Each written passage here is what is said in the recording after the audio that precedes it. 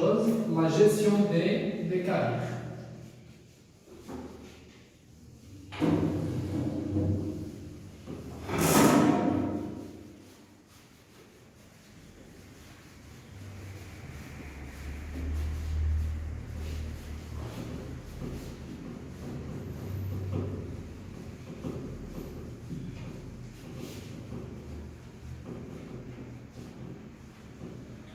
Alors, la gestion des carrières, lorsqu'on pose la question suivante, de quoi s'agit-il la gestion des carrières? La réponse est simple.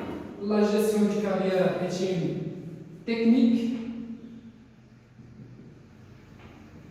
de la gestion des ressources humaines. Bien sûr, son objectif,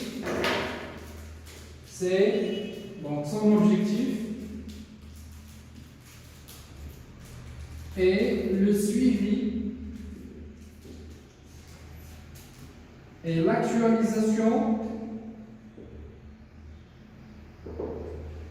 des compétences des salariés est l'élément le plus important dans la gestion des carrières. Lorsqu'on évalue la carrière d'un salarié, il y a deux actions possibles, que ce soit pour la formation, et cette formation est organisée s'il y a bien sûr des points faibles ou bien des compétences à améliorer pour le salarié. Deuxième chose, après la formation, il y a la mobilité interne. Donc, s'il y a une amélioration des compétences, il faut donner une mobilité interne. Je sors, bien sûr, comme j'ai dit, au niveau de recrutement, c'est un recrutement interne. Alors, comment l'entreprise peut gérer les carrières des salariés? Il y a deux techniques. Alors, ces techniques sont les suivantes. La première s'appelle le bilan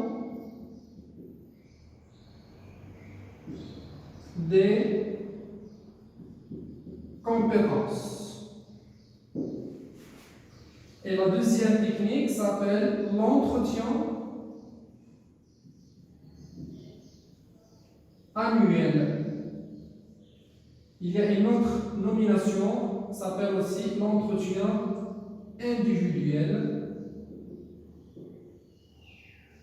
S'appelle aussi l'entretien d'évaluation. Au niveau de l'examen national, on trouve que ce soit l'entretien annuel, entretien individuel, entretien d'évaluation, et il y a des cas où on trouve l'entretien annuel d'évaluation ou bien l'entretien annuel individuel. Ça dépend chaque énoncé de chaque exercice. Et il y a le bilan des compétences. Le bilan des compétences, c'est-à-dire on va, si vous voulez, évaluer les compétences de chaque salarié pour deux objectifs. S'il y a bien sûr des lacunes ou bien des compétences qui sont faibles, il faut organiser une formation. C'est-à-dire on va former ces salariés. Ou bien, à part la formation, il y a une sorte de mobilité interne. C'est-à-dire, lorsque ce salarié est bien formé, ou bien il dispose des bonnes compétences, on va lui donner une mobilité interne. L'objectif, comme je l'ai dit, pour la mobilité interne, c'est une sorte de motivation. Donc, dans les exercices, on trouve que ce soit la mobilité interne ou bien aussi la promotion.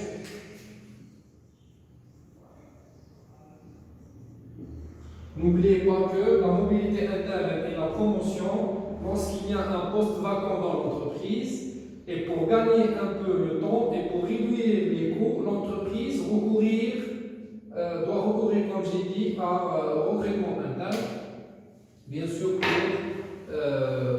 si vous voulez, remplir le poste vacant. Donc, je rappelle, pour la gestion des carrières, c'est une technique de la gestion des ressources humaines.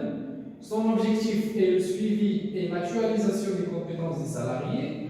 Donc, pour deux choses, que ce soit la formation ou bien la mobilité interne, il y a deux outils. Donc, il y a deux outils ou bien des techniques, c'est la même chose, pour gérer les carrières des salariés. Donc, la première des choses, ou bien le premier outil, c'est le bilan des compétences. Dans les examens nationaux, on trouve quelle est la technique, ou bien comment cette entreprise gère ses carrières, ou bien les carrières de ses salariés. C'est à travers, que ce soit par le bilan des compétences, ou bien l'entretien annuel, que ce soit la nomination annuelle, individuelle ou bien d'évaluation, c'est la même chose, ou bien on trouve les trois à la fois. Et l'objectif, bien sûr, du bilan de compétences et l'entretien annuel, c'est un objectif commun. C'est la formation et la mobilité interne, plus la promotion, c'est une sorte de motivation pour le salarié.